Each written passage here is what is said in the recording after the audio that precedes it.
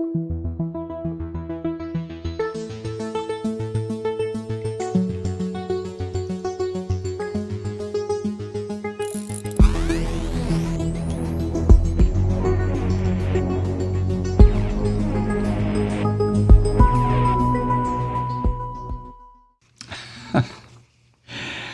me quote a little bit for you.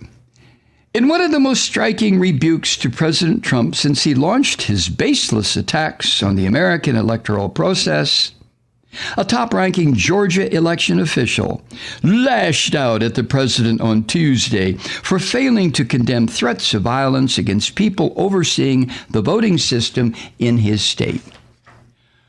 Oh, my goodness. As long as Trump and this sick goddamn Giuliani and DeGeneva and all these scum and swine and cockroaches at Fox, as long as they were attacking Democrats and liberals and progressives and black people and immigrants and Latinos, as long as the attacks were directed towards them, not a fucking peep out of people like Greg Sterling or Brad Raffensperger or Brian Kemp or any of these upstanding Caucasian Christian male Republican leaders. Not a word, not a sound. But all of a sudden, when they're in the barrel, put there by this unconscionable son of a bitch in the White House, ooh, this has got to stop. This has got to stop. Really? Sperling, when he gave his little angry / whiny diatribe from the Capitol Rotunda here in Georgia yesterday, added, "This is elections. This is the backbone of democracy. And all of you who have not said a damn word are complicit in this. It's too much." Well, Mr. Sperling, you haven't said a damn word about it. Nor has this dumb shit governor that we have, who only got to be governor of the state of Georgia because his previous office as Secretary of State enabled him to remove several 100,000 voters from the polls. Colored voters. Oh, and a few whites to make it look good. So that when he ran against Stacey Abrams, the female Democrat, in the last governor's election here, she didn't have a chance because he, Brian Kemp, the current governor, made goddamn sure she wouldn't have a chance. And now, you white male Christian right-wingers are whining and pissing in your pants because you are getting the threats? Oh, my heart just beats for you. It really does. So anyway, I realize I'm being very cynical and sarcastic this morning, which is when I'm recording this. You're damn right I am. Absolutely. What am I supposed to be? Compassionate for these pricks? What am I supposed to do, huh? I'm not addressing this to you, gentle listener. I'm just tossing it out to the universe. What am I supposed to do? Act all verklempt because, the executives, the Republican white Christian male executives here in Georgia are being threatened because they conducted a legitimate election? I'm supposed to rise up and say, wait, this is America. Give me a goddamn break. I've been saying shit like that for 25 years. And so have millions of the rest of us been saying it. Black people been saying it for 300 fucking years. And what good has it done? But now all of a sudden, the white Christian male conservative Republicans all over the country, but we're talking about Georgia, are starting to squeal like little piglets. Oh, no, don't attack us. Bastards. Anyway, Sterling, I keep calling him Sperling, Gabriel Sterling's And by the way, he's Georgia's voting system implementation manager. And, if it weren't for his squealing like a little piglet, I would compliment him on the fact that he did run a clean, honest election. He did. And part of the reason he did is because we have paper ballots here now, or confirmation ballots. We still vote on touchscreen computers here in Georgia. But when we're finished, we get a paper ballot that comes out of the computer, which we can then check and make sure it's exactly what we just put into the computer.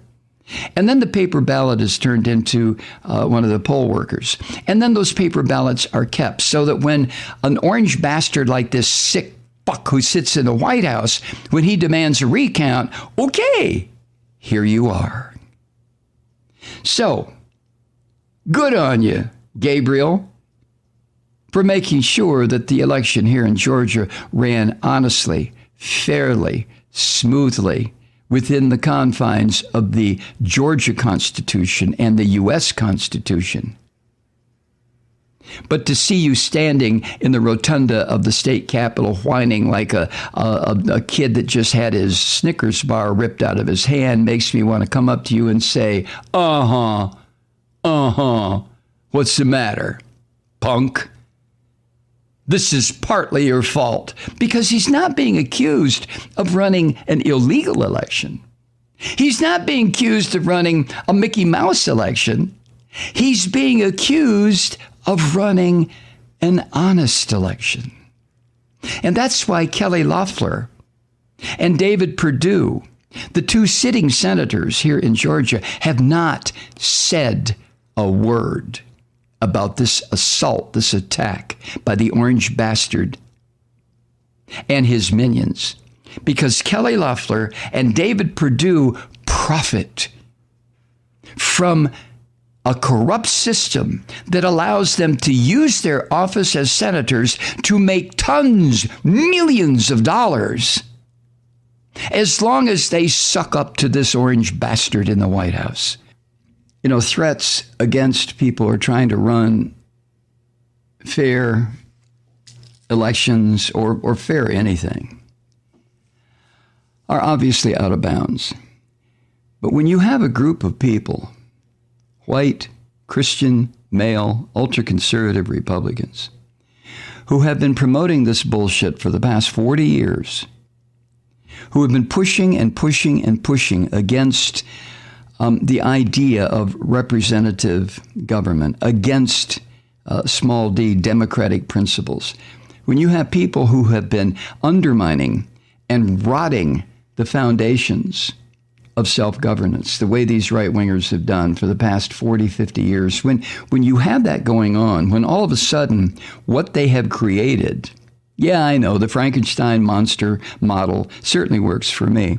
When what they have created comes back and starts chewing on their ass and they start screaming, ooh, no fair, that I find to be just utterly and absolutely ridiculous. So that's what prompts my attitude and what I said during the first half of the podcast. Sterling, the poor little bastard who made the whiny complaints yesterday, he also said,